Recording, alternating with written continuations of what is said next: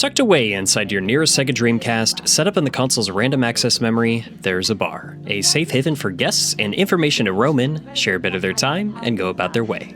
Welcome to the 20th episode of RAM on the Rocks. We have somehow made it, what is the episode equivalent of 2 decades? So, hey! I thought it would be nice to bring in some old friends for this one. Everybody that's here has been on the show before. Nick, I think you've been here the most. Oh, wow. Yeah. So, I guess starting with Stevie, does everybody want to introduce yourselves a little bit? Hello, I'm Stevie, and I make video games, and I'm a rabbit on the internet. Hi, Stevie. Hello. I'm Nick. I make YouTube videos about video games on the internet, largely about a blue rat. And I'm Suris. I make videos about Magic the Gathering, card games, politics, and cooking curry now, apparently. I don't know what I am anymore. Oh, yeah, because Wow. you do, like, cooking stuff on your channel now, too, right? Yep, on the fourth channel. Yeah, We're- Jesus. Guys, we're so proper, we're so polite, but like we have all 4 original members of Sunset City here. I mean, come on. You could lighten up. I'm the animal one. That's what it The was. British animal. You were the British animal. Yeah. Yeah, And we all had fun all the time. Every time. everything stayed cordial and appropriate and I focused and listened planned to out. you as you spoke. So this could be either a therapy session for that old podcast or the conversation point of what it is going to. We're not going to have fun today. That's what I'm getting at here. Yeah, because this kind of started as this was Nick's idea actually to turn this into a podcast episode, and I was originally just planning on asking Stevie to hop on for today, largely because she just has like I think the best occupational insight on today's topic. But given that we've all worked and clicked together very well, and I think each one of us here has like a perspective that we can offer in this creative field and what we're talking about here today, I thought it would just be nice to just have the whole crew here together. So this is a topic that has been a bit of a burning point for a little while now, and just like a week or two ago, we had an announcement for a game that I initially was very excited about, and that excitement deflated so hard after some people started looking at some stuff. So Crazy Taxi, what's the name of the new one? World Tour. Crazy Taxi World Tour was announced. I was excited. It's Crazy Taxi. I love Crazy Taxi. I played the Dreamcast version all the goddamn time. And we've known for a hot minute that they were working on a new one. They had a sizzle reel at, it was either Summer Games Fest or the Game Awards. Oh, I don't know, like 2-3 years ago at this point? At least 2 years ago, if not more. Yeah. Showing off all kinds of properties between Crazy Taxi, Golden Axe. I think like Outrun got like a trademark redone for it. Jet Set Radio being probably the one I was the most excited about. So this was the first of them like actually surfacing. And the Steam page went up, for wish listing and everything. And somebody spotted that it has a disclaimer for AI use in the development of the project. And it's been interesting kind of seeing what the stories have been behind that from the creators since then, as there's been no small amount of backlash to that little discovery. And given that this is a topic and that this is something that's going to continue to pop up, like, let's be honest, like this kind of problem is not just going to disappear anytime soon. I thought it would be fantastic to get some people together to talk about what we think of it. There are people that think it's a big deal, people that think it's something you should ignore, people that praise it. I have chatted with people in the past that have said that like there's a discussion to be had there, but a lot of the loudest voices are from people whose opinions don't really matter because they're not involved with the creation process. So I thought, okay, well, shoot, let's get somebody that actually works on video games and let's hear her thoughts on all of this. And so Stevie, not to push you boys off to the side, but Stevie, like you were kind of the main star of today's little topic here. Orsh. I'm an unmitigated hater. I will take no prisoners and I will give no ground. I will not die on the hill, but somebody's gonna fucking die on the hill and it won't be me. Yeah. I hate AI. There is no point to it in game development, full stop. None at all. Like one of the when looking into what they said about Crazy Taxi, it's for background assets, they've said. That's some of the most fun you can have as an artist. And that's part of world building. Yeah. What are the advertisements? What's the world like? What kind of crazy stuff are they? It's like the radio on GTA. It adds so much to the world. I do not want it there. I don't want it anywhere. And to me, there is no excuse. And I'm very, very tired of people cutting down costs, or developers won't have to go through crunch as a way to say that it's fine. Don't use us as shields. We don't want it. Yeah. The boots on the ground do not want it. Now, I've wondered, and again, this is kind of why I wanted your perspective as just a game developer yourself. One, I don't want to say argument, but one notion that I've seen some people bring up is because we've seen how long these particular projects were in development for, and there does seem to be a slight cultural difference, I think, between how North America versus like Europe and Japan all kind of feel about generative AI. Like maybe they just didn't think it was as big of a deal at the time. And my whole thing is I'm just like, because my understanding, and if you boys, if there's any more insight that you guys had on this, the explanation that I saw was that they were essentially using generative AI to create temporary assets in the conceptual phase to kind of get a groundwork for how the game is going to look. So you're essentially... That's bullshit.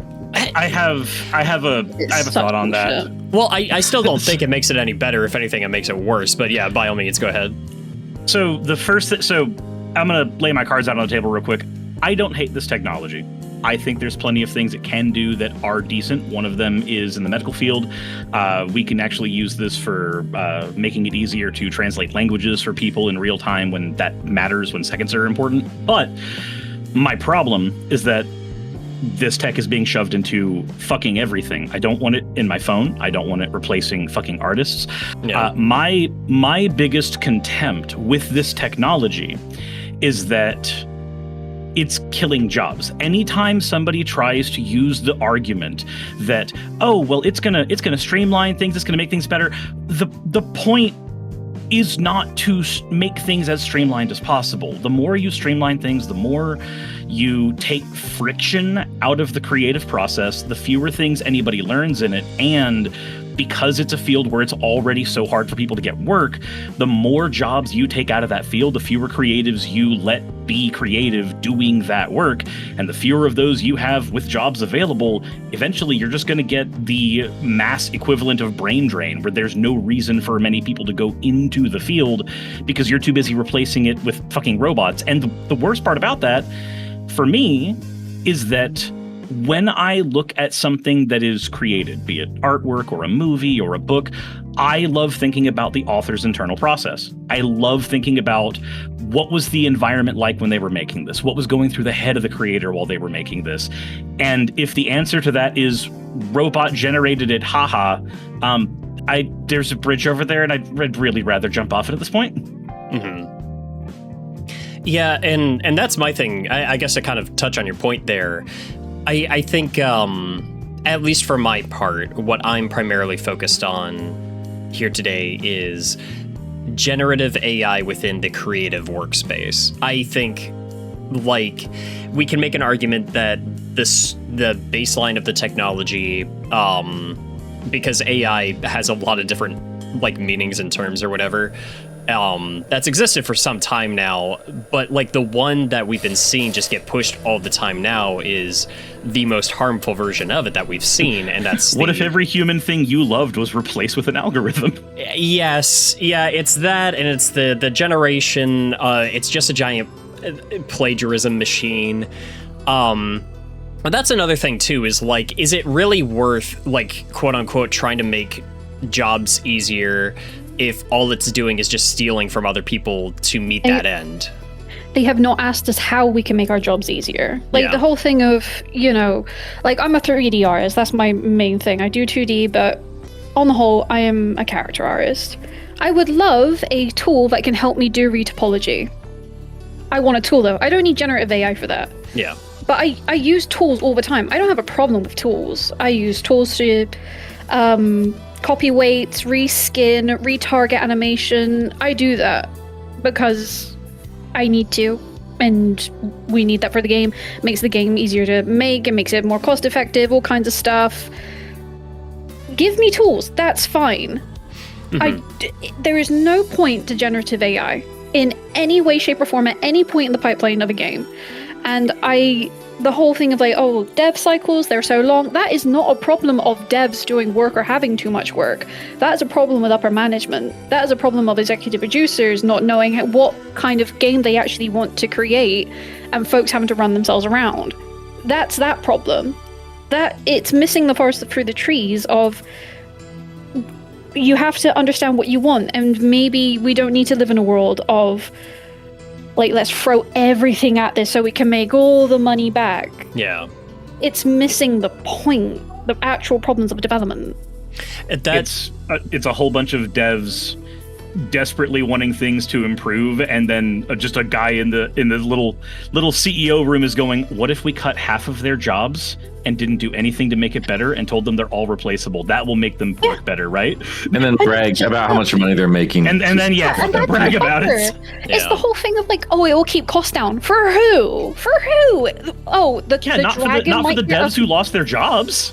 Yeah, or just the devs already that were underpaid because now, because AI is taking jobs, that means we lose specialism. If you lose their specialism, then you're not going to get paid as much, and it's going to push you to do more and more work for the same amount of pay. It's adding a few more coppers to the dragon, and the dragon already has a damn horde.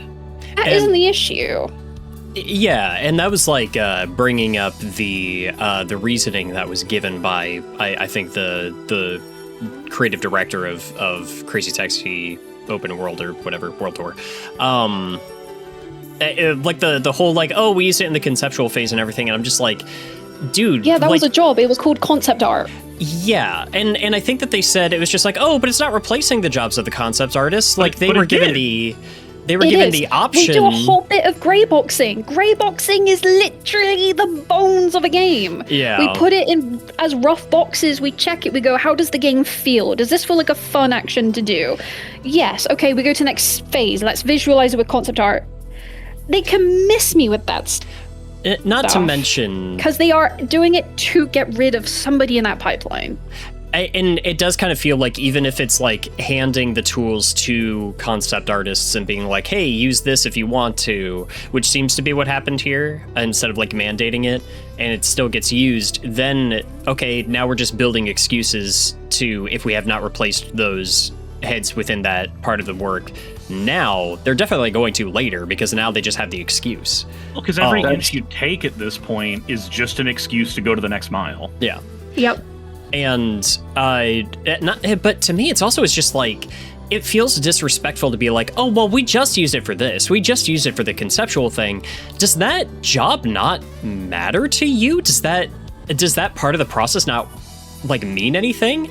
It's all like a part of the identity of the experience of not only the game that people are going to play, but the time and the work that went into it.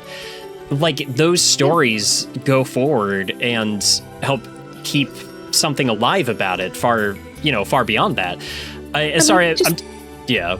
No, go for it. Like, I am a unmitigated hater. Hardcore. I will not suffer no fools on this silliness. But the whole thing of, oh, it's just the conceptualization, oh, it's just the early stages, oh, the foundation, Yeah. and it's not just going to have final art. Okay, but the bones of it has it. What also pisses me off about that is, okay, so we know how large language model technology works. It scrapes data and then it homogenizes the data as like a predictive text result or predictive pixel result to get something that it thinks you want. That's how the tech works. If you are using this in the conceptual phase for, let's say, 60-70% of the industry, it's like, what, a third of the industry is trying to force it right now, something like that. Yeah. If it's being forced into that much of the industry, at what point is so much of the games industry just going to, from the outside looking in, look like a homogeneous pile? Because the technology that's being used as the bones is known for producing homogeneous piles. Now, if I may, Nick, sorry, I feel like you've kind of gotten lost in the shuffle here a little bit. What are your thoughts on like the broader topic? Yeah, I'll be blunt. I don't know why I'm here, if I'm honest with you guys. I got nothing to bring to the table. I agree with all you guys. And I'm only really here to learn, if I'm honest with you. It's bad. It's all bad. Like, the most I can really contribute is just seeing the other side and knowing that these are not people I want to be on the same wavelength with. I've seen every kind of argument against this stuff. We see in the real world how it affects you on a more selfish level. If people really need that, if they don't care about the artists, if they don't care about the final product, as long as their service, as long as life is still convenient for them. Tell me how convenient it is when our consoles, this has never happened in the history of video games before, half a decade into their release, they're going up in price. Yeah. That's psychotic. That's insane. Shit. That reminds me, Nick, on that point, so a couple pieces of Saki's PC broke because of a power surge the other day. Guess how much a fucking hard drive was? A lot, I'm sure. $700 goddamn for 2 terabytes. Jeez. How? Crazy. You said for a hard drive, not an SSD? Or SSD, M2. Oh, okay. Nobody uses hard drives anymore, but yes. It's insane because we're jumping up in price of everything technology related. And it's an environmental hazard because of all these data farms and things of that nature. I keep seeing arguments. I've talked to someone who works directly with AI. And, just talking about like a Copilot, uses their own infrastructure. They use their own, pool of information and data and stuff of that nature. And Microsoft does this and that and the other. All great and fine. But why are so many people fighting for these CEOs? Why are so many people defending like the upper elite that don't give a flying fuck about anyone below them? There's a word for that. Because class consciousness died a long time ago? I guess that's the best I could say. I was going to say capitalism. It is that. Yeah. It's the one meme. But it's the meme of the dude, just leave the $1 billion corporation alone. Yeah, basically. No, I mean, that's just what it comes down to. Stevie and I have been in the middle of a pretty heated thing with some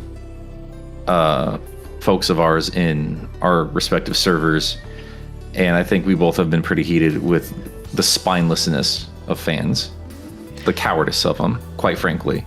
That's why I made it like, and I know it's like kind of just standing on the soapbox and putting myself up on the fucking cross and all that shit, but like I feel it was important. If I am a content creator and if I am held up by the Sonic community, then I need to at least say something. Sega is just rolling out this creator club program, whatever the hell it is. They've not gotten back to me, and I don't even know if I'm actually going to contribute to it. I've heard Sega employees flat out say, like, yeah, it's free advertisement for them. Why wouldn't they do that? That's all it is. Yep. And I flat out said, like, if a Sonic game uses AI, I'm not playing it. I'm not covering it. I will talk about AI. I'll talk about how bad it is.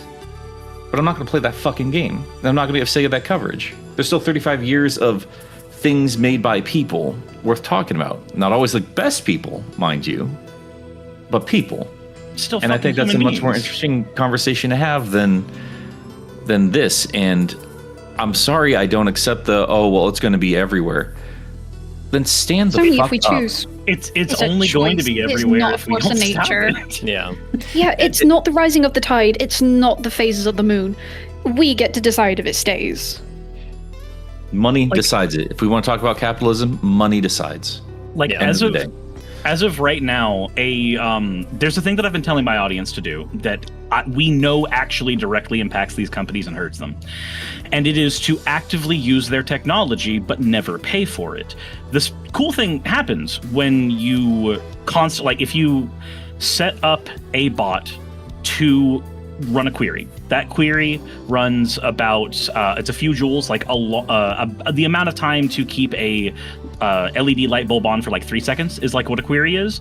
But if you've got millions of people submitting queries and never spending any money, despite the fact that ChatGPT does this thing where it tries to like downgrade the type of model that it's using to try to incentivize you to pay for it, it still lets you use it damn near infinitely. You can actively just drain their wallets. The way that these companies work, they're called venture capital. They do not work by earning money. They work by convincing people who have money to give them money so that they will eventually be profitable. It's how Netflix worked. It's why Netflix became expensive and dropped 90% of its showings after about 5 years because the money ran out for the licenses. This tech works the same way. They were borrowing the money from other people. You can actively drain it by not spending a goddamn dime on it and setting something to auto run to just constantly make it go, like make it too expensive for them to actually do this shit. And it will die a painful death. Now, I suppose the argument there then is just like, because we're talking about the environmental issues that come with the usage of it, like at what point does it not become worth it because you are just kind of like feeding into the negative consequences of like the usage of that technology just try to stick it to the Final Fantasy VII overload the reactor thing. Like you can either have it happen at a slow rate, and then by it happening at a slow rate, they are able to set up their guardrails and do things correctly, or you can overload it and force them to abandon ship.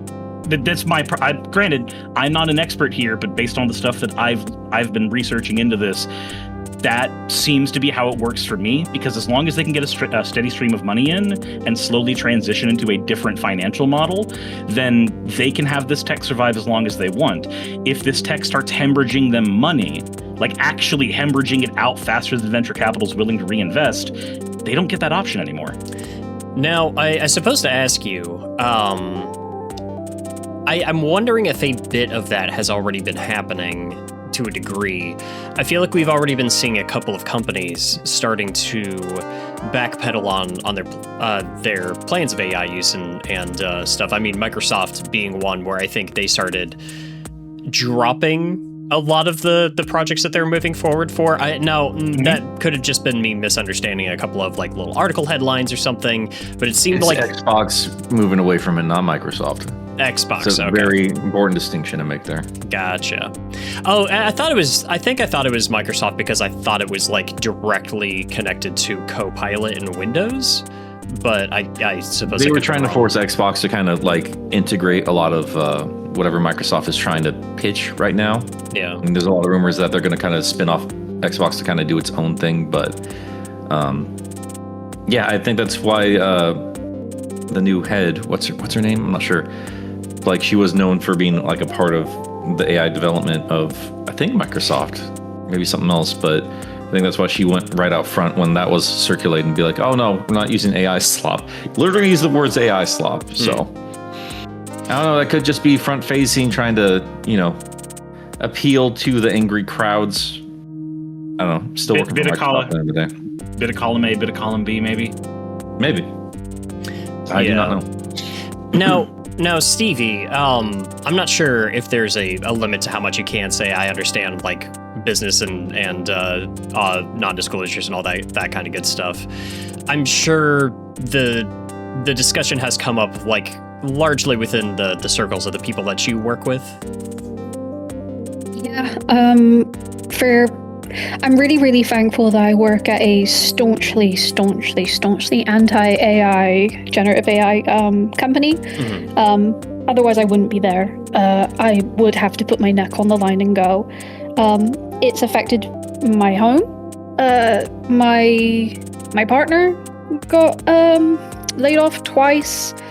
in 6 months looking for jobs, and they need you to be doing generative AI, and we have to say no because we know the writing on the wall. Multiple friends have gone through kind of layoffs. More of our freelance friends are finding it harder to get work. The work that they used to have is just not coming through anymore. I've got some friends in like children's book illustrations. They cannot find work the way they could either. When they should be booked up for the year, there's massive gaps. And this wasn't a thing from a year or so ago.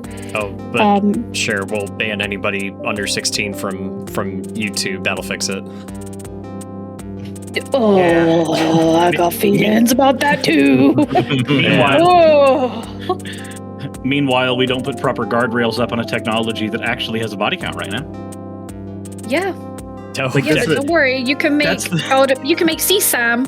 I need hang on. No. Everyone stop. I need clarification there. I beg your goddamn fucking pardon. Yeah, let's elaborate. Okay, I got you.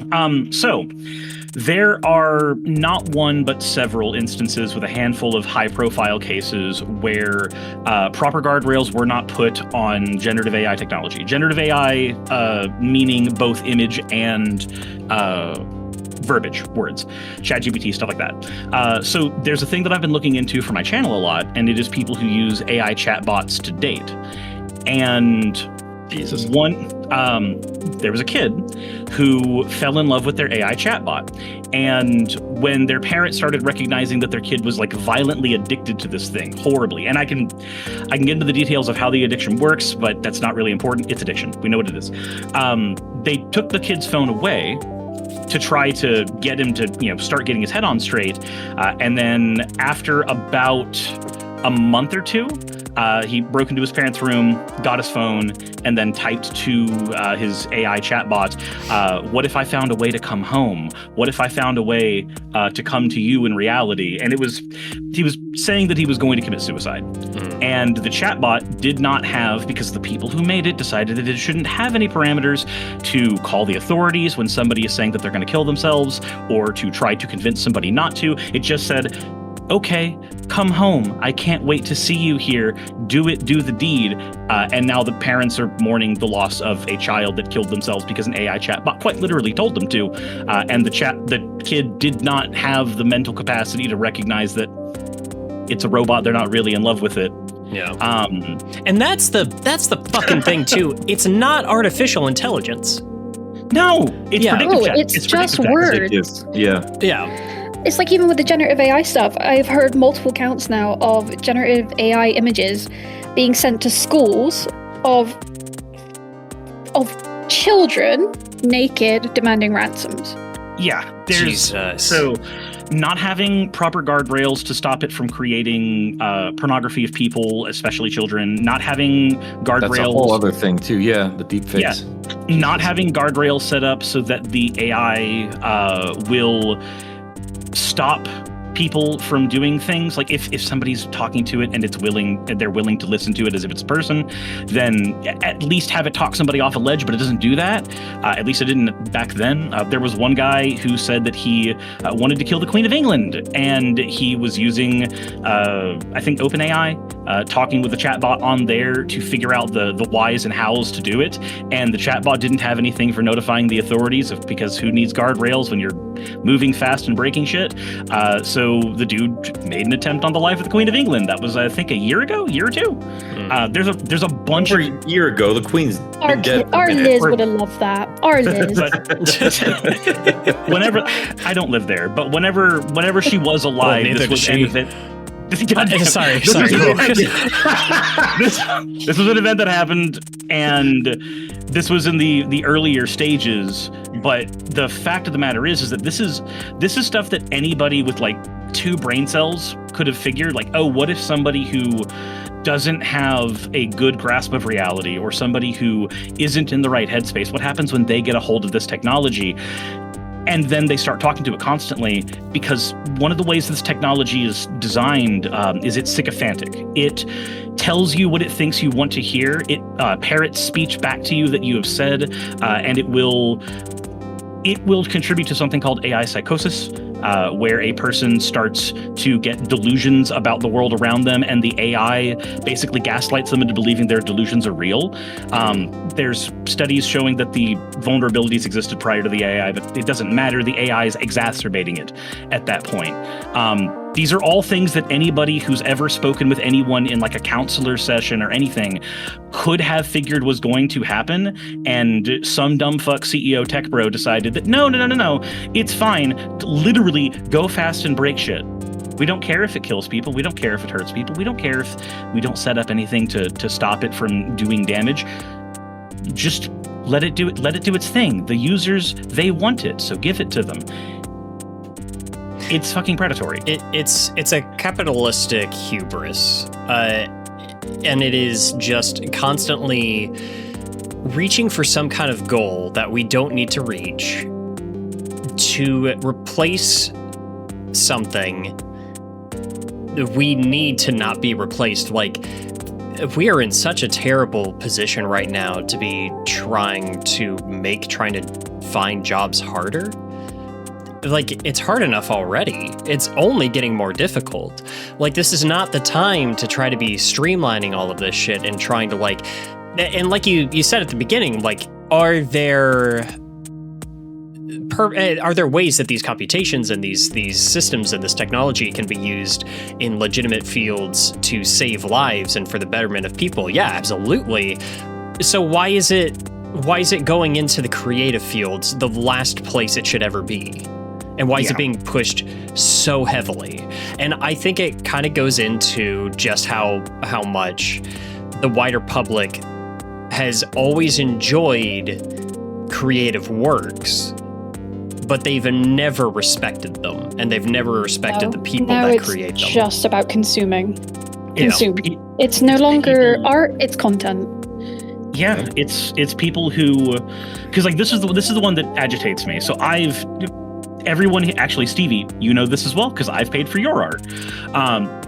Hell, everybody here except Nick, I've paid for art for, but that's.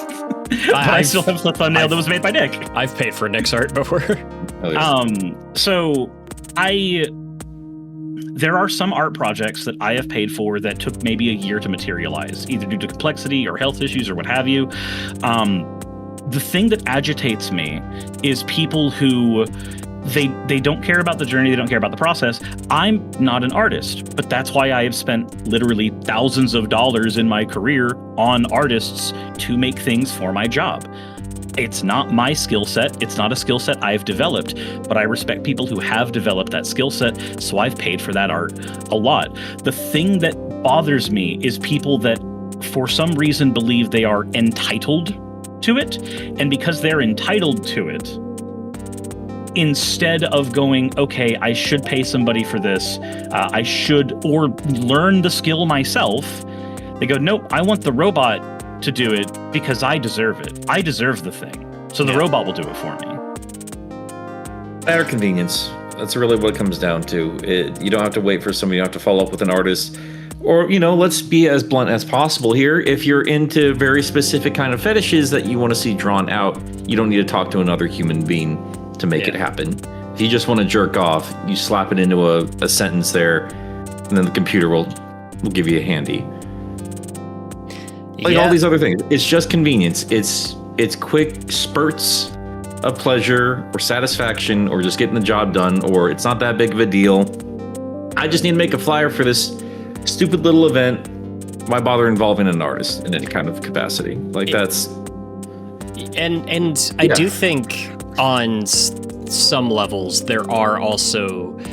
I think we've seen it be used as a result of the consequences of just how dire like our current like economic situation is. And like I think that there's going to be more and more of an issue where we see people feeling like they're getting pushed into a corner, small business owners or people like that, where it's just like, no, like, you don't have the money to pay this artist or this artist, here, just use this. And and I think that there are going to be pushes to try to make it seem to a lot of people that they can't do what they need to in order to make a living without using this stuff. I think that they're going to try to gaslight people into thinking it's mandatory to get with the times. We've seen a lot of that. That conversation is so exhausting. It is, yeah. And it's frustrating because I feel like as a group we need to be kicking up as big a stink as we can to say like this looks tacky, this looks dumb. Yeah. Make it a social pariah so people feel ostracized for using this crap. This thing looks generic and bad. Did you draw it? You need to work on your skills. Yeah, your AI flyer looks tacky as hell. I'm not coming. That's why I'm glad it's been normalized. It's been properly normalized. It needs to be more and more AI slop. Yeah. And I'm like, I try to be empathetic to people that have, like, maybe not the insight, or like not everybody's on Twitter or Blue Sky seeing the updates on all of this stuff or how it affects smaller artists, or maybe they are pushed into corners where they feel like it's necessary. But I guess more to that point, it's all the more reason to remain vocal on our end. I know for a fact, like, man, I'm trying to, like, just kind of mentally prep myself for the day that a new, like, mainline Digimon game gets announced, and then there's something out that's just like, oh yeah, they use generative AI for this. It's gonna be really difficult, but I'm just gonna have to not cover it. And what's really weird, I was joking to you when you mentioned that the other day. It was like, oh, it's fine because it's the digital world. They're all technically AI. I have seen weird accounts that have been like supporting Sage or Nicole from RG Sonic. Oh my god. Just like legitimately getting angry at people talking shit about generative AI because Jesus fucking Christ. They put a face on it. You put a face on it, you put a mascot on it. Bro, go outside. Yeah. Also, like, even the funny thing is, okay, so if I wanted to be the asshole who like pedantically pushed back against those people, the first thing I would say is, hey, you know when your AI generates something it's not made by a person? Guess what Sage was made by? A fucking human being. Guess what Nicole was made by? A fucking Mobian. It's almost like there's a huge difference between even your fictional AI character and what this technology is. One of these things is made by people. Well done, Suris. I'm proud of you. Yeah.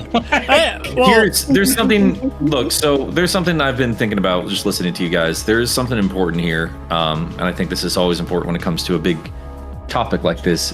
We don't have any dissenting opinions here. We're all on the same page. Right. None of us like AI, so a lot of this could come off if you are someone who has set their mind.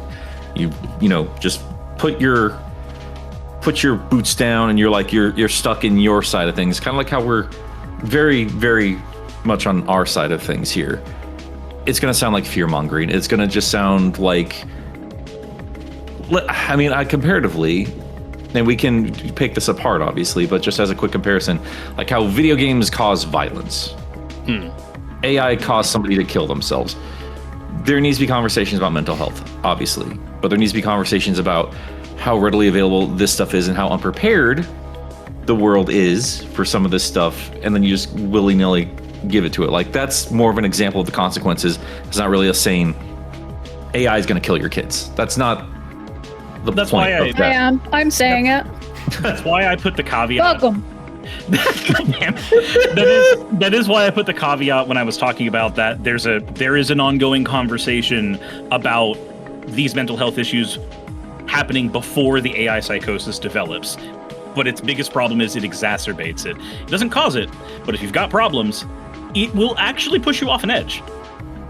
The thing that I really just want to stress to folks, like the overall point, something I was getting a ton of fights about on Twitter, obviously, but the overall point of this, like, you cannot get lost in the weeds. You cannot get lost in the whataboutisms. You can't get lost in these very specific things. They're like, oh, you sure Sega is not, being shitty to their developers?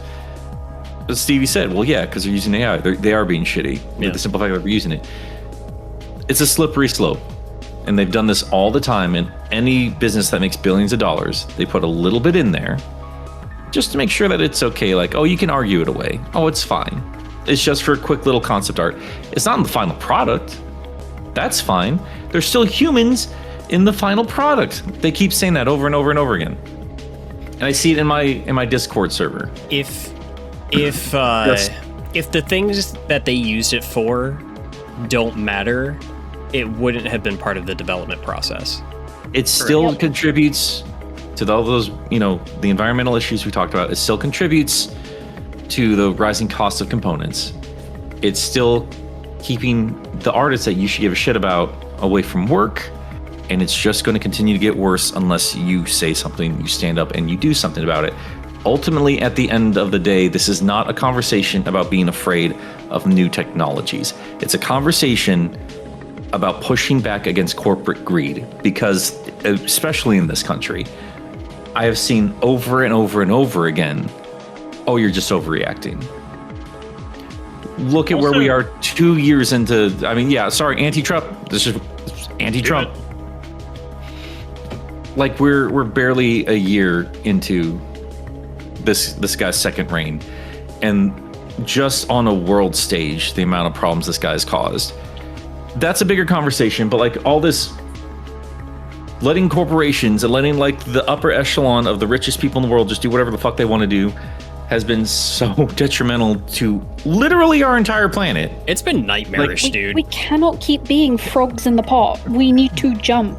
Yeah. There's also there's a word that gets thrown. I gotta finish this real quick. The overall point, what I'm trying to make is here is, as Stevie said, the frog in the pot thing.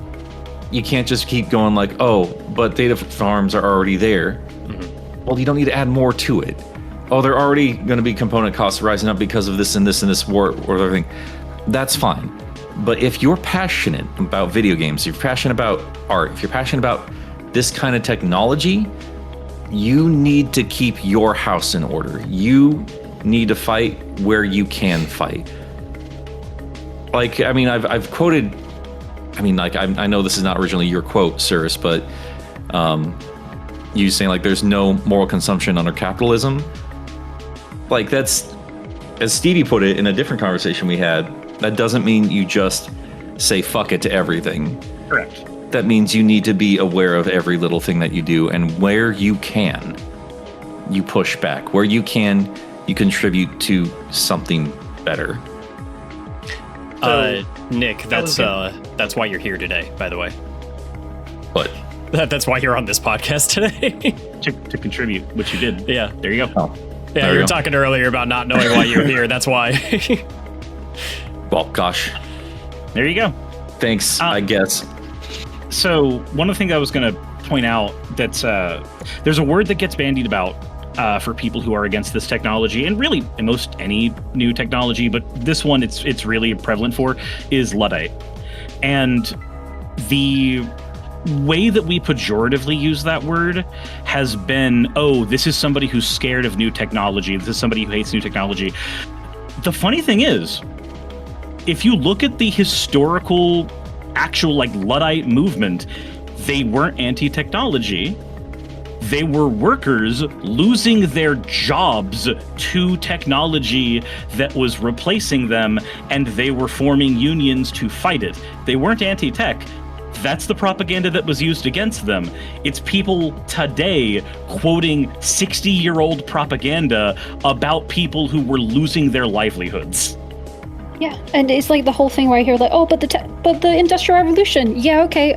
I'm from the country of that, still scarred. People died. Massive amounts of people died. Villages gone. This stuff hurts people. You're allowed to be cautious or just downright fuck no with this stuff, because it has a human cost. In games, it's jobs, but it's not just the job, is it? It's then you have to move house. Maybe you have kids. Your kids have to be pulled out of school to move to another area. It's a complete uprooting of life.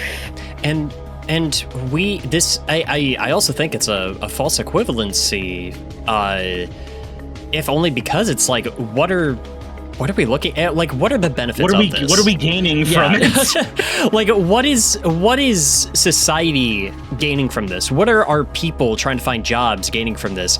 What are, like, you know, your neighbors or your parents, or what are they getting out of this? all that's happening is costs are going up for them for technology they likely don't even use.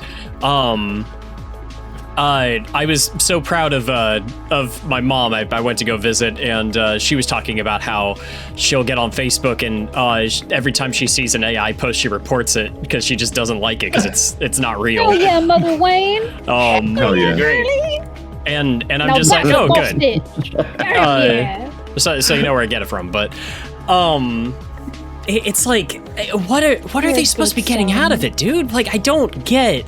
And people are just like, oh, like you're pushing back against progress. Progress for what? All we're doing is just burying the potential of people being able to move up into any like workplace, or maybe I'm being a little romantic, maybe I'm being a little cheesy. I personally think one of the greatest defining aspects of the human species has been our ability to create and to tell stories and to share ideas.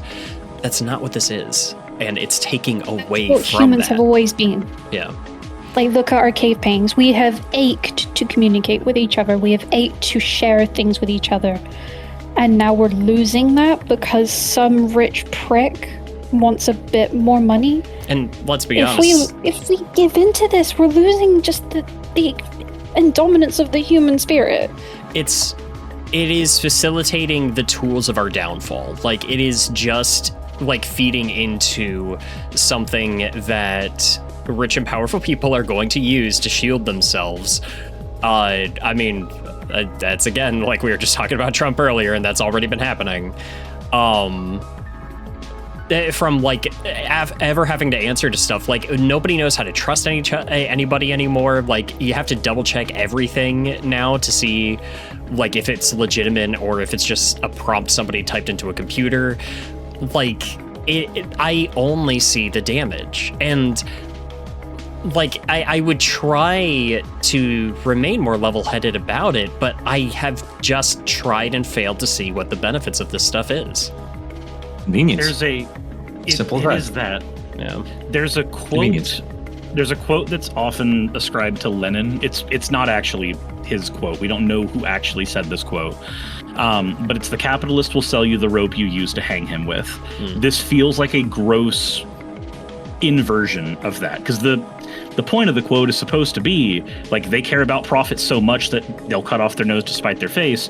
This feels like taking every single thing about that ethos and throwing it at people and going, but what if everybody cut off their nose to spite their face for convenience? And it's gross. That's how you mask it. That's how you always mask it. Let's give a very specific example here. Say like you want to create a new logo, you want to create a new flyer or something of that nature. You want to create a mascot. Do you want to go try to track down an artist, potentially pay them for their time?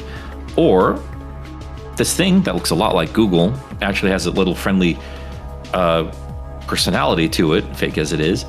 You just take 5 minutes, you type in a prompt, say exactly what you're looking for. You can tell it to tweak it here and there as much as you want.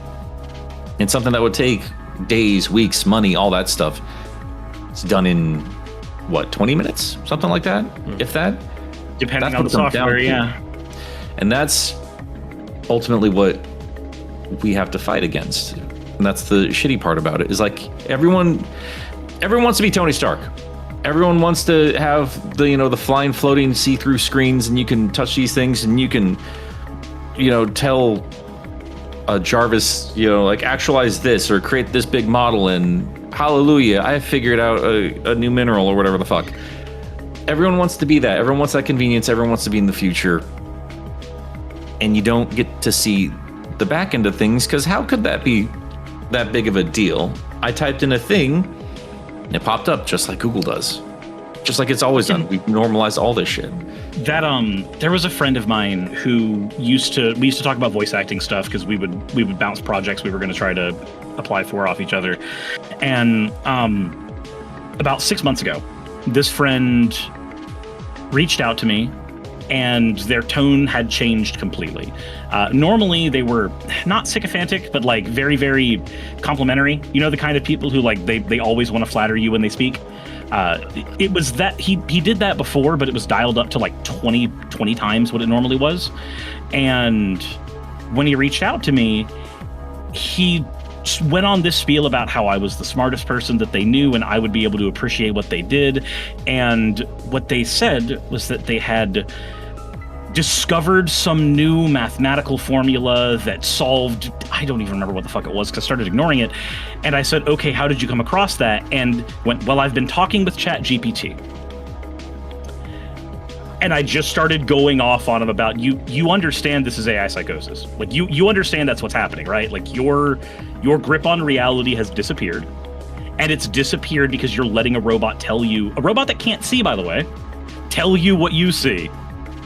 And he just kept going on and on about, no, that's not the case. No, I've checked this. I've double checked this with the AI over and over again. And I know I've got this right. Like, no, we have so many cases of people saying that exact fucking thing. But it was weird seeing it with a friend coming to me instead of me seeing it on the goddamn news. That's weird.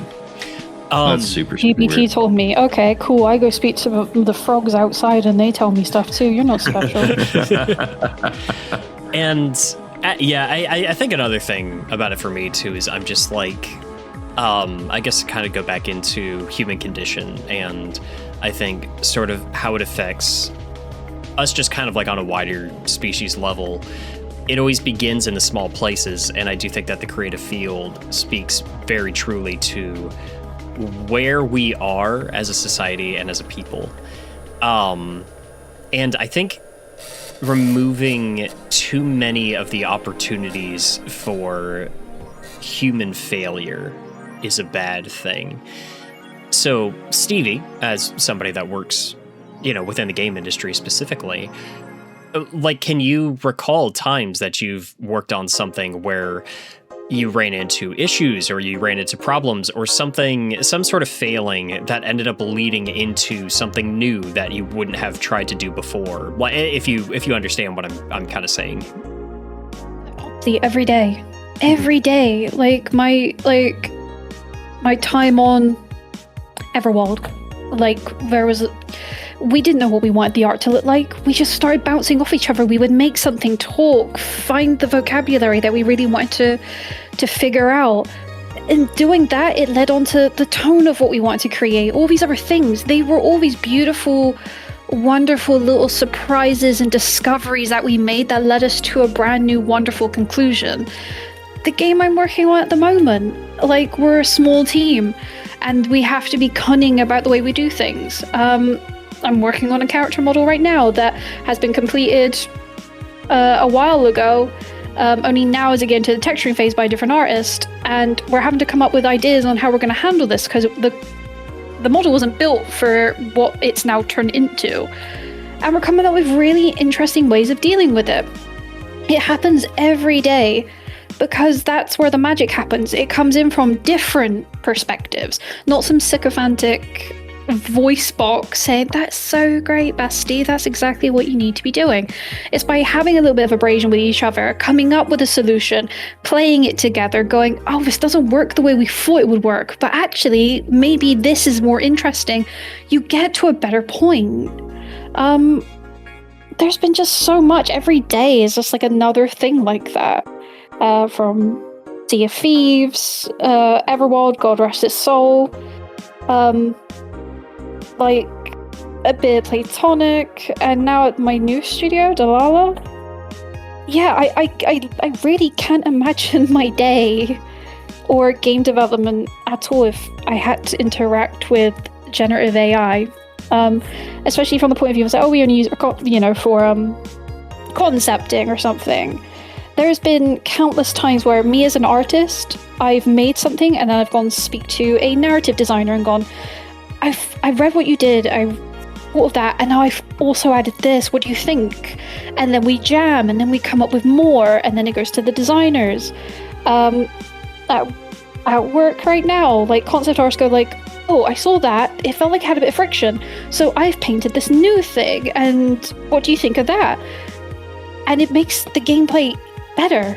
If we don't have that point of connection from artists taking the written word, visualizing it in the play space, we wouldn't find the problems and then actually properly smooth things out. Yeah. In a way that's going to be satisfying for players, not just for our own egos. We go like, oh yeah, the GPT said we were good. The GPT said that I was doing everything correctly. GPT said I was best boy.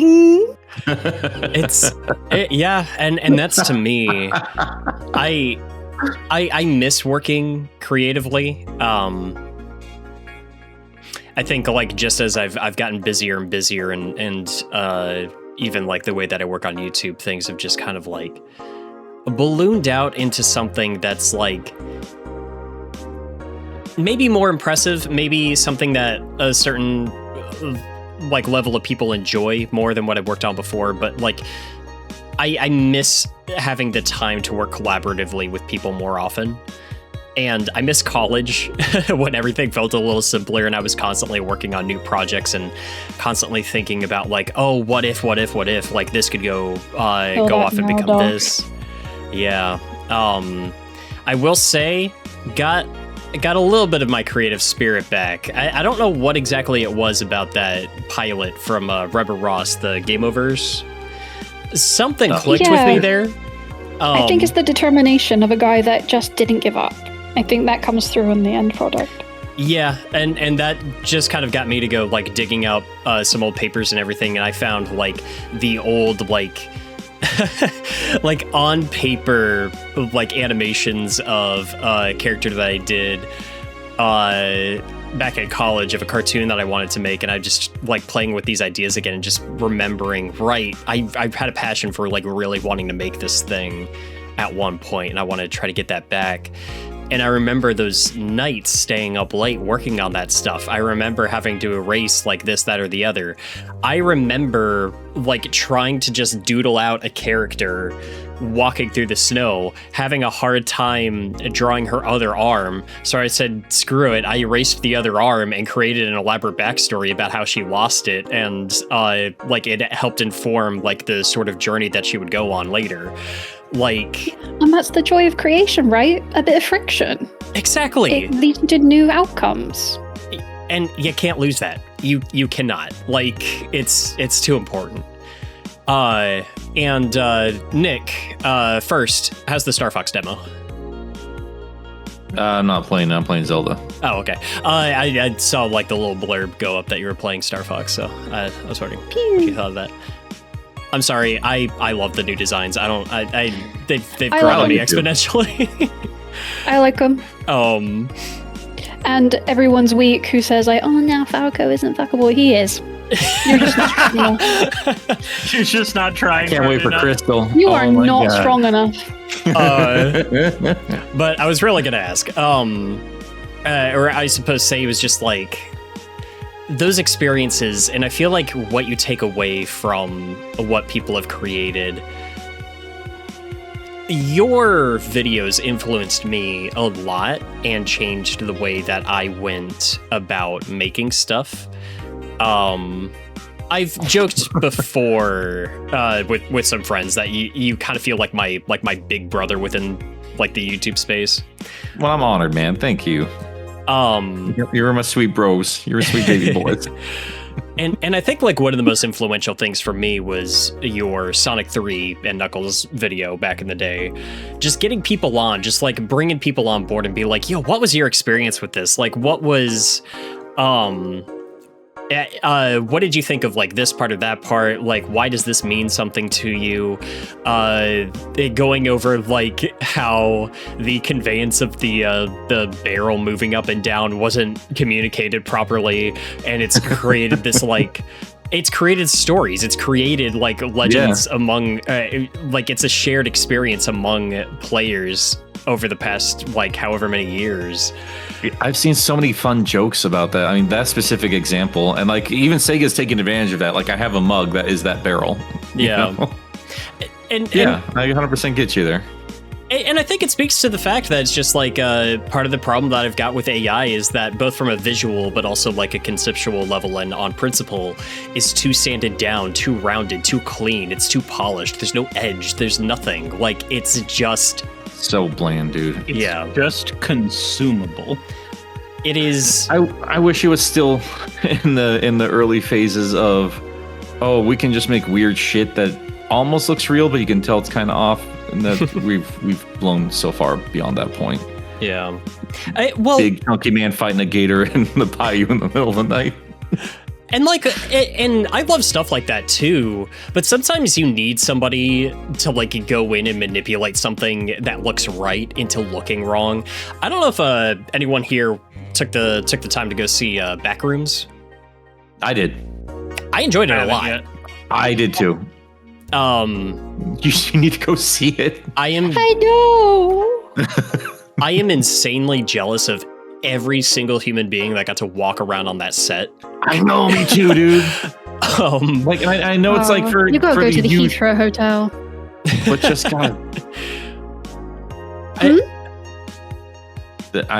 know. I know it's for the youths, but man, I just the concept alone really gets the imagination working, and that movie plays into it too. Yeah, it's awesome. And I think that that's something that kind of speaks to that idea of like, it just looks off, but it took very like hands-on people who knew how to take something that looked proper and just bit by bit strip it away until it looked wrong. And there's a talent to that.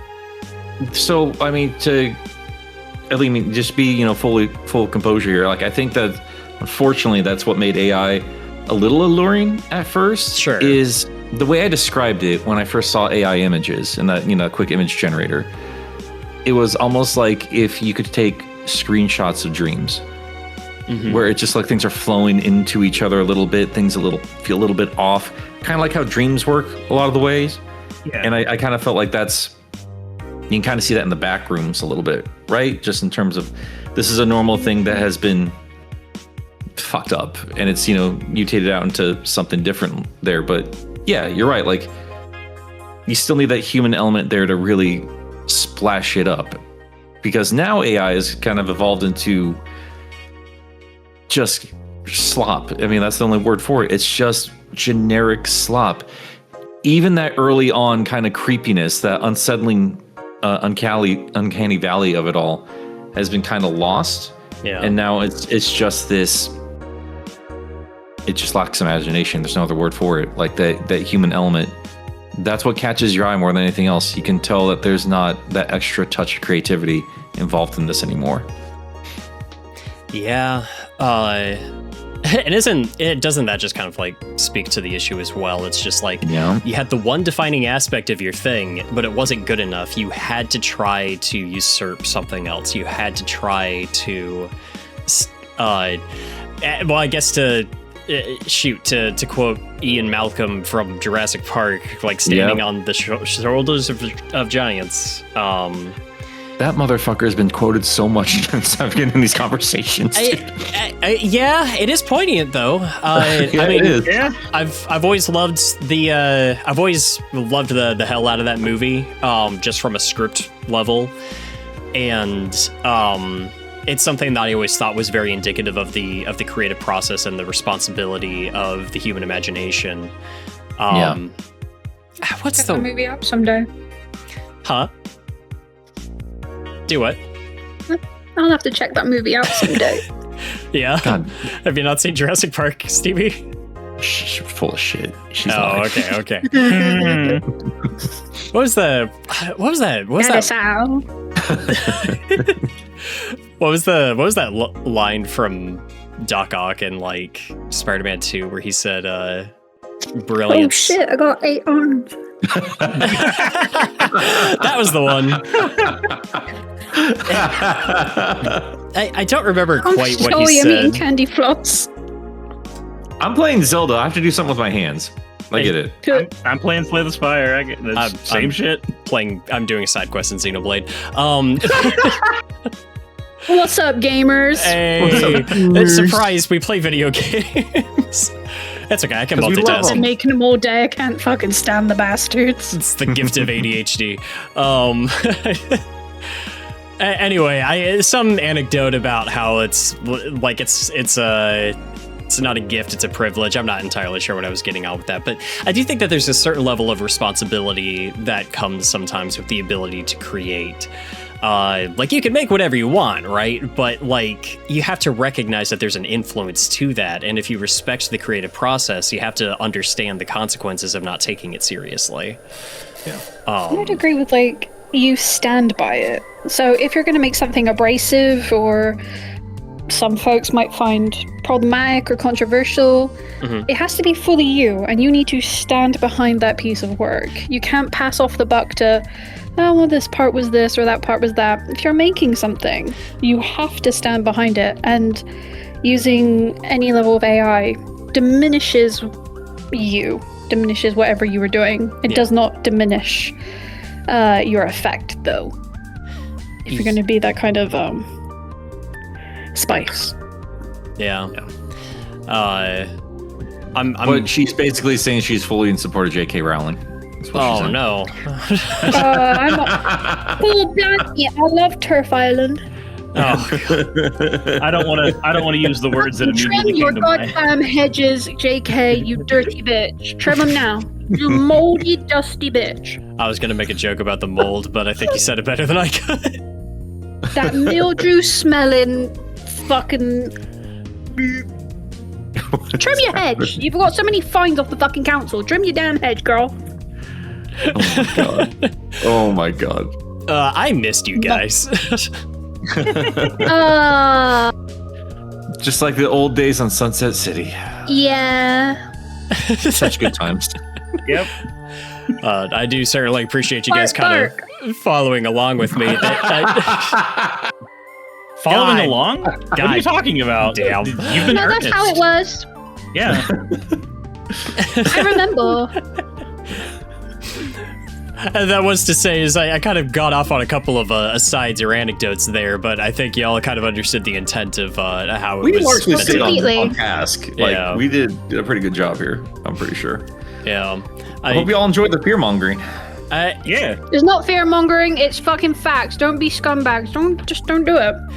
And also, yeah, it's like, okay go to be to- a little go bit to- uncomfortable. It might go be to your the Twitter favorite thing. thing that you're gonna have to leave behind, but you need to just be a little bit uncomfortable for a bit. I will say, There's a whole world of games out there that don't use it, and I bet they're lovely. after the Crazy Taxi debacle, because I was so sad. Like I texted so many people, and I was just honestly. like, bro, I'm crashing out. Like I can't handle this. And then they announced the Nintendo Direct, and I texted my roommates and I said, guys, I've got a favor. If they have the Nintendo Direct and Sega announces Jet Set Radio on the Nintendo Direct, and the same thing happens and it gets an AI disclaimer, I need you to blow my shits, move off. I have never been happier to not see Jet Set Radio announced. I got Xenoblade Genesis instead, and I've been ecstatic ever since. I've not stopped thinking about that trailer. Jesus Christ. And that's the thing, is like there are still creative works out there. For as many issues as I've got with Nintendo, like they have problems, but not the same problems I've got with a lot of other studios right now. They treat their workers well. I think that there was a data breach, and the thing that was dug up was that, looks like the employees took a survey and everybody's happy with their jobs. And that's a good thing to find out at that point. Yeah. And I think that they've stated that they have no interest in generative AI and the use of creation for their games. Like there will be people out there. You want to make the argument that AI is not going away? Well, neither are the people who don't want anything to do with it. Damn right. So also, it only doesn't go away if you keep accepting it. It's just how this works. Yeah. Bending over and taking it in. Yeah, you little slut. Yeah, we know. Oh, okay. All right. There it is. Yeah, there it is. No. Bark, No. bark, bark. No. No, I Bark, agree. bark.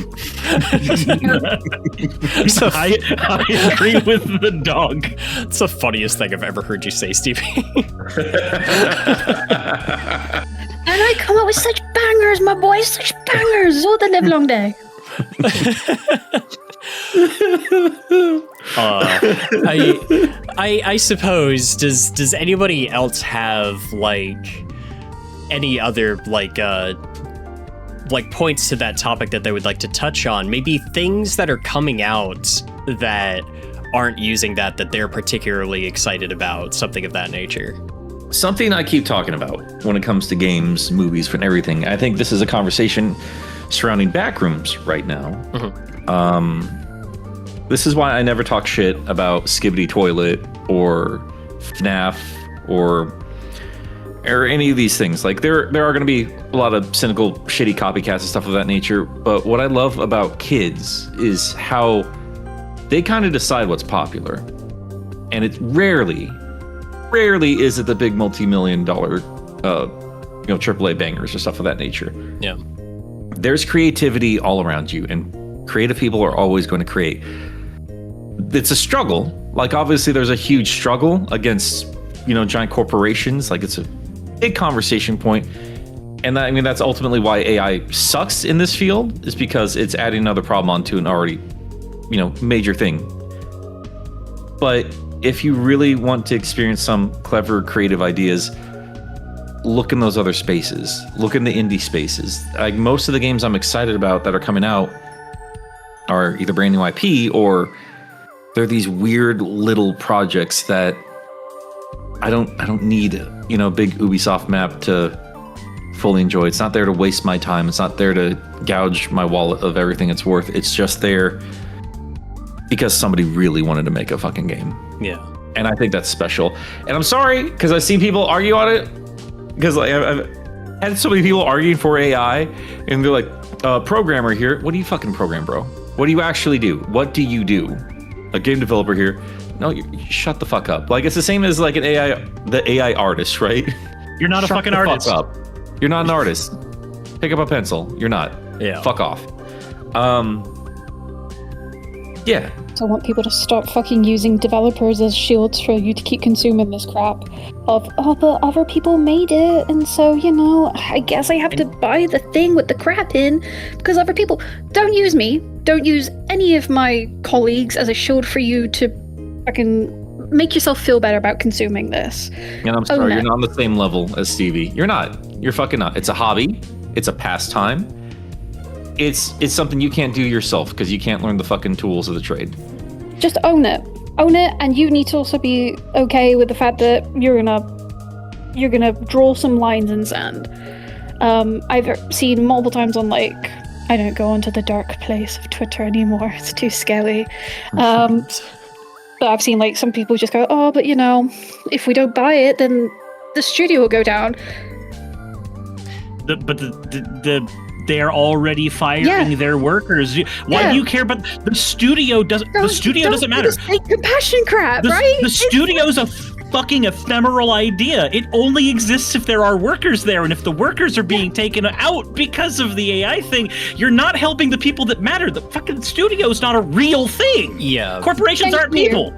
And you should endeavor to give your money to to studios that are safeguarding. Again, I work at a brilliant studio that gives a crap about us. We're very artist focused. We love our artists. There are many studios like the one I'm at right now. Yeah. Look after them.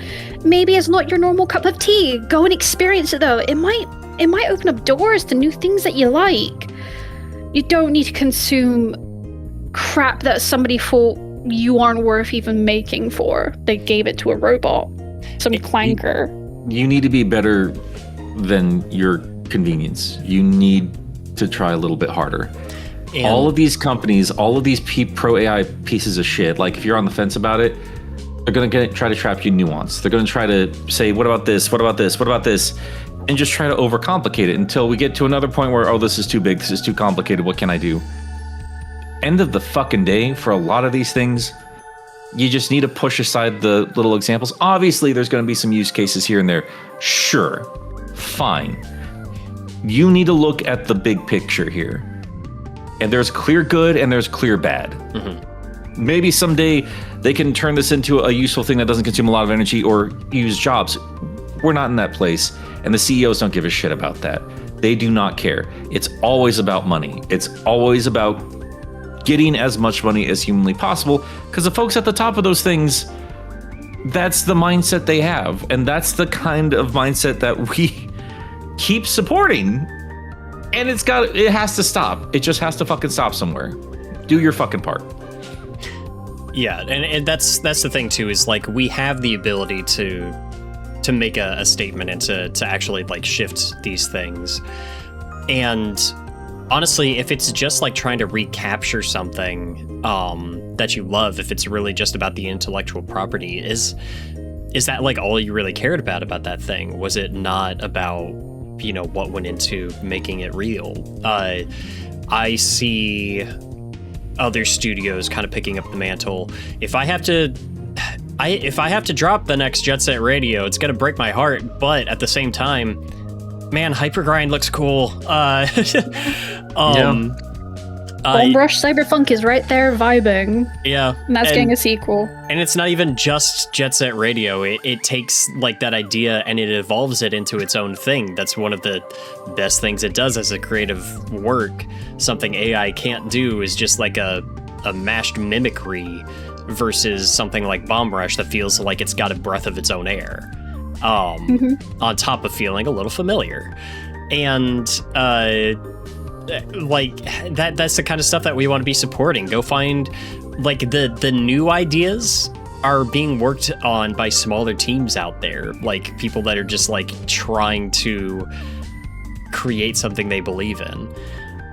It's out there. And like I it's so strange too, because we constantly talk about how like nothing new comes out, but I think it's just because we stop looking for it, and when the chips are down, we always roll over and show our bellies and just kind of like concede to thing we remember, you know?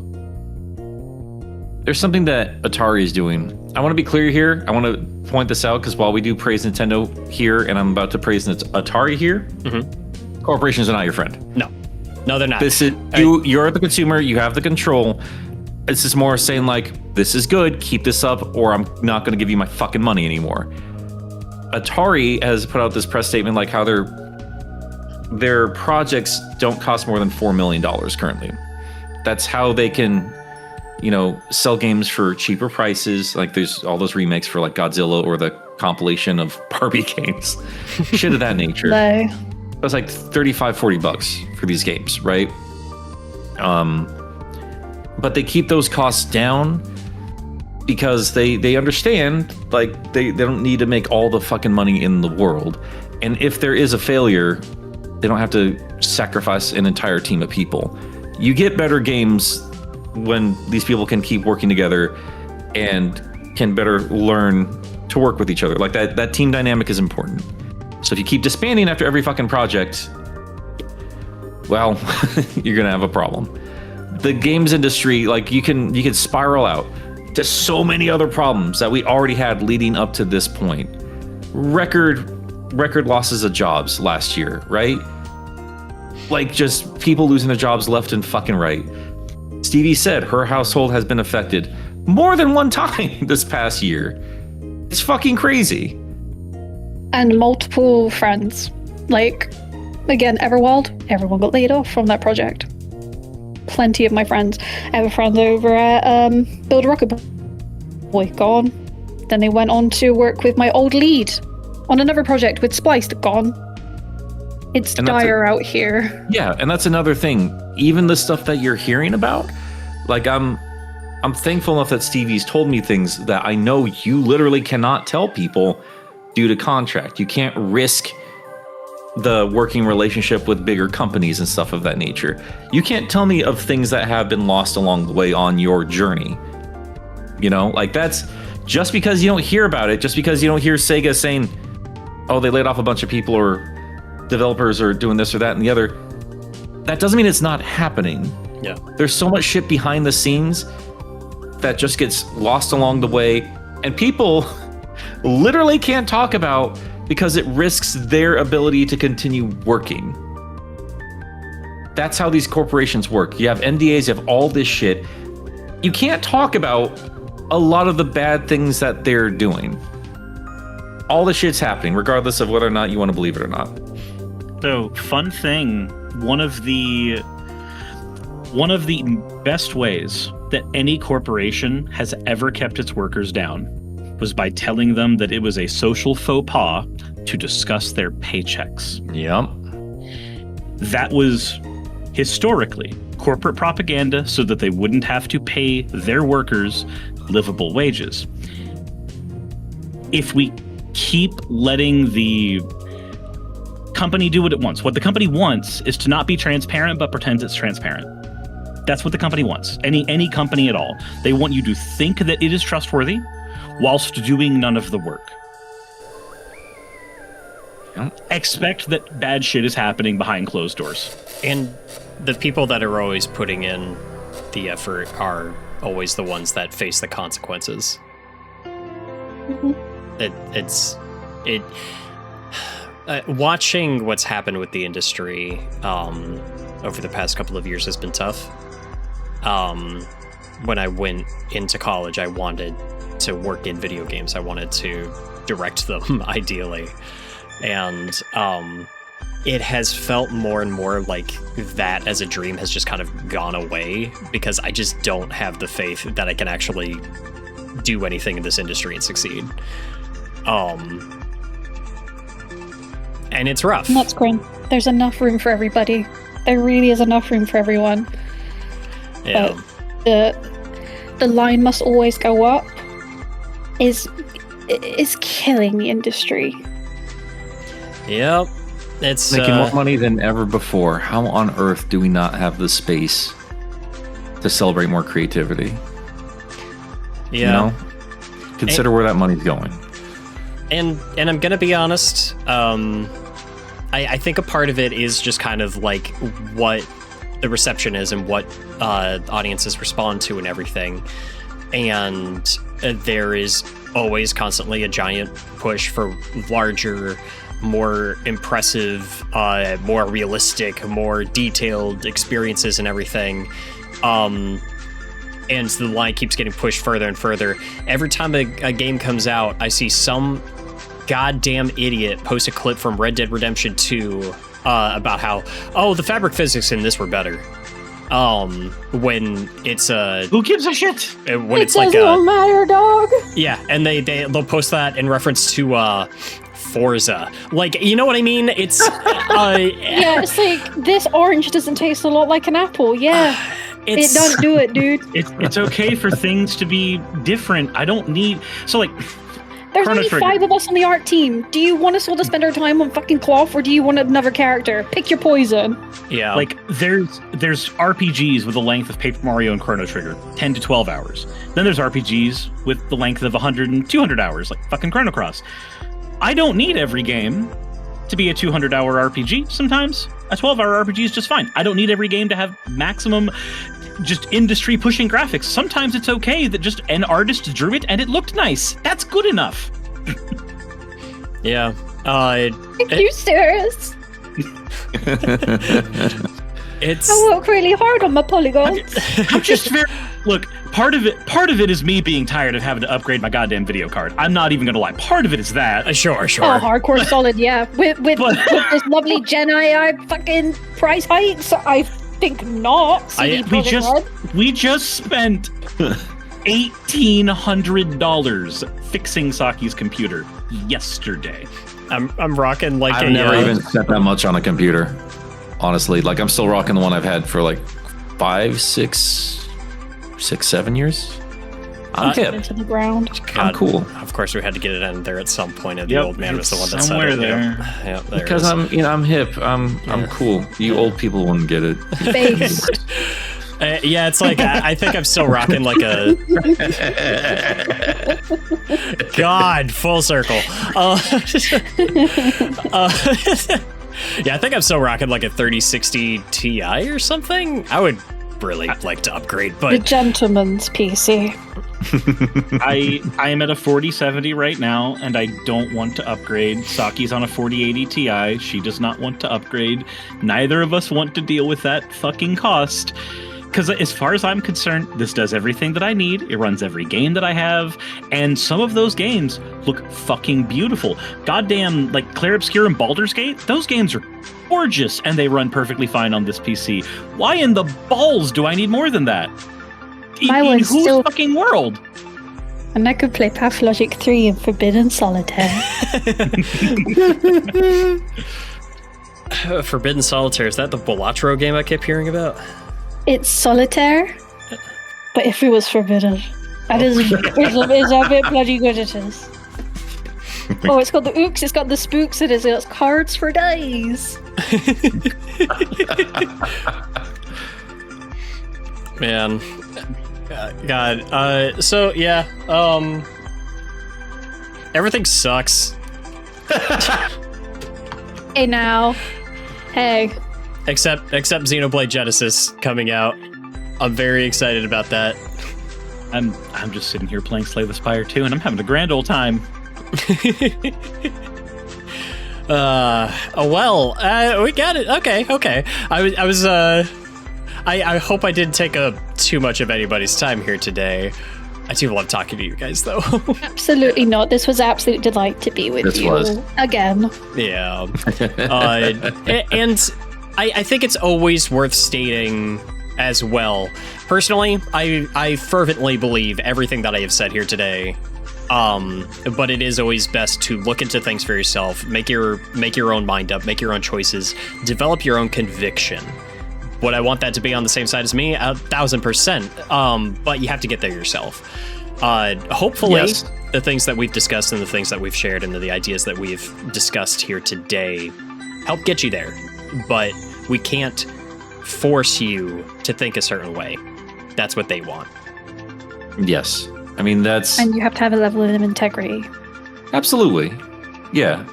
Consider what you're passionate about and what you want to fight for. That's just part of the human experience and all that stupid shit. Well, I guess before I let y'all go, Stevie, let's start with you. Anything in particular that you're working on right now that you would like to discuss or talk about? Sonic FanFest on Saturday, selling some 3D printed bits and bobs, all of it. My 3D stuff, or replications that I've examined models and I've made them again. My stuff, some prints, some stupid crap. Come say hi to me. I would love to see you. And yeah, follow me on Blue Sky for where I talk about like men, ladies, and doodles. Yeah. Nick, how about you? Yeah. What about me? Well, I know what you're working on. Do you want to share with the class? Nah. Okay. I'm good. Well, all right. Check out Nick's channel. Keep an eye on his stuff. Suris, what about you? I know you've got your plate kind of full.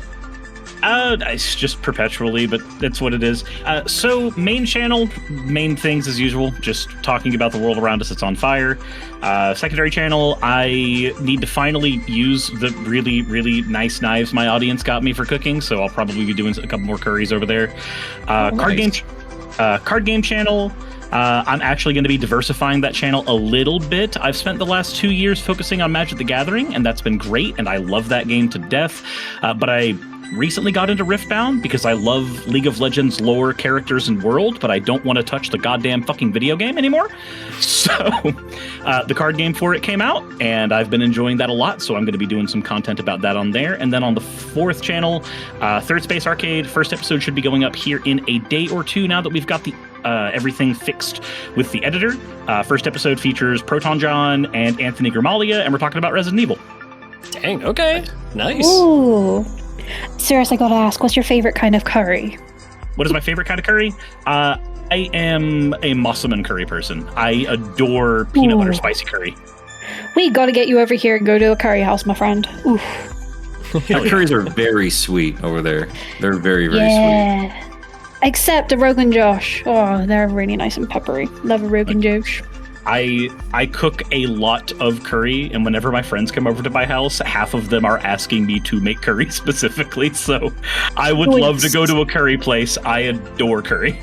Yay! I have had Nick get mad at me for making his food too spicy before. Well, if I'm ever able to get back over there. I remember my roommate made dinner once. He makes dinner once a week, every Sunday. And we have like family dinner and watch like YouTube videos on TV or something.